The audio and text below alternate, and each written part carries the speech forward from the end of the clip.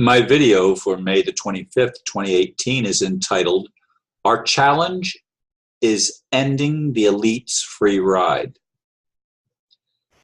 Imagine being able to have a worldwide slavery operation that allowed you to live off the labor and creativity of a vast population, stealing their assets in the form of taxes and inflation of the value of money.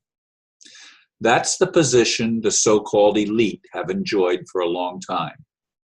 The elite have put layers of archangels, angels, saints, popes, and priests between us and our Creator. What's even worse is the fact that they employ mercenaries to enforce their slavery operation. Yes, police, military, and other occupations exist for the sole purpose of managing the scam. Those who used to be called peacemakers are now called law enforcement officers, upholding the unconstitutional laws of a terrorist state. Humanity has been entrapped and enslaved by the cunning and avarice of these charlatans masquerading as royalty, bankers, and corporate heads, pretending to be superior to everyone else. What a con game. Providentially, many of us are waking up to the chicanery and debauchery of this class of beings that lack moral character while holding up such a system by fraud. Our challenge is, how do we end it? Before I even get into what I wrote in the blurb, I was supposed to record a video with Aristo this morning, and I waited online for a little over an hour, and he didn't show up or notify me, and I've waited now over 12 hours since then, and he hasn't shown up yet or commented yet, so I don't know what's going on with my friend, but I hope he's okay, and I hope to hear from him when he's able to communicate with me. I have no idea what the situation is. We only communicate online, and that hasn't happened. Anyway, I am now doing a video by myself, which I did not plan to do today, but it's okay. Everything falls in place the way it's supposed to, I guess, except I do see a huge challenge that we as humans face together. And that is, if we would really be paying attention, we would see that those that claim to be our rulers are not nice people.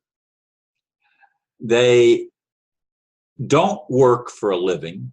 Their job is to steal. They are professional thieves.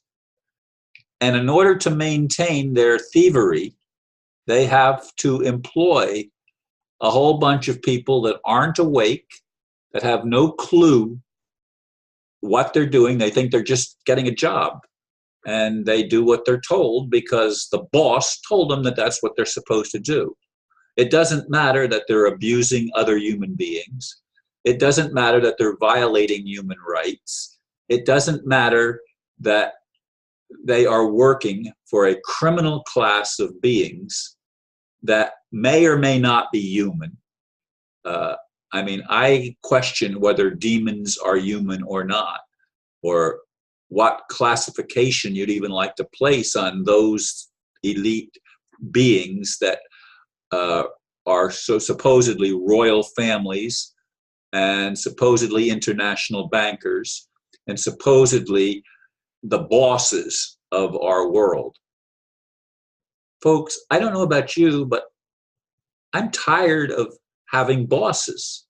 I'd like to experience freedom, to live honestly, to live productively, to live with a sense of purpose and meaning beyond just survival.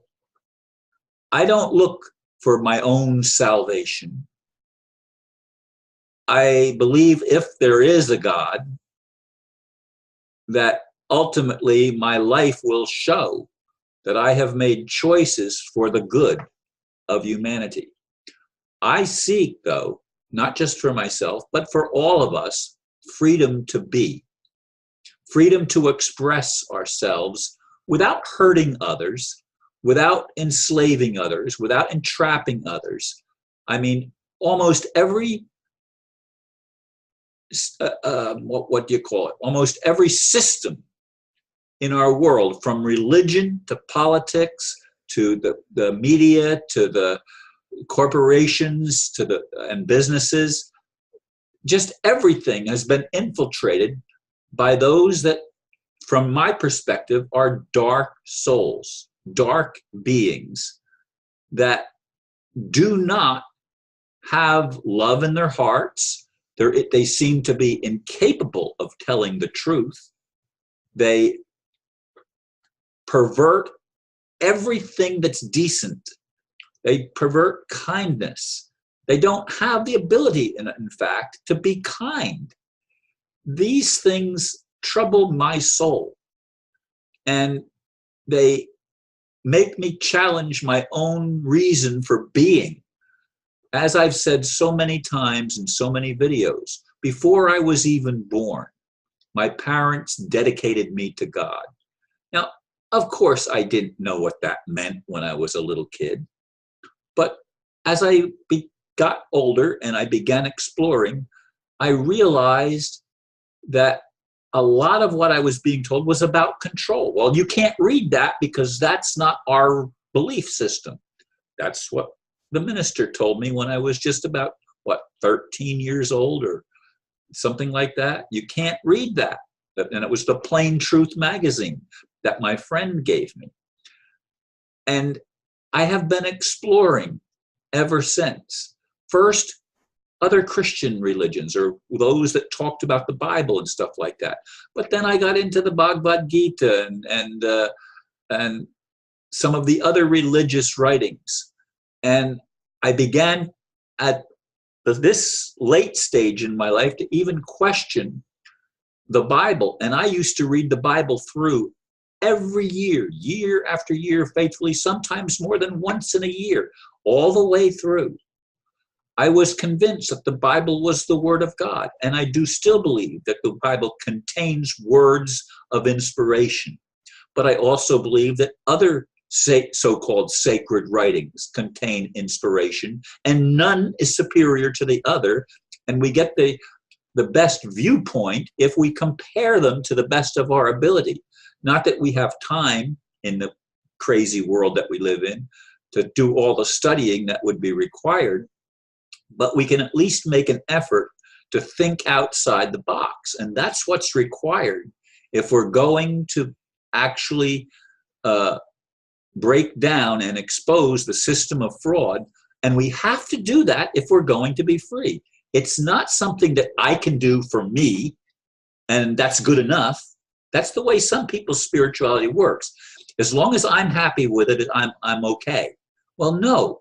What about my brothers and sisters? I want everybody, if possible, including the demons, if you will, to be redeemed, if possible. I don't know if that's possible, but I don't want to throw anything of creation out.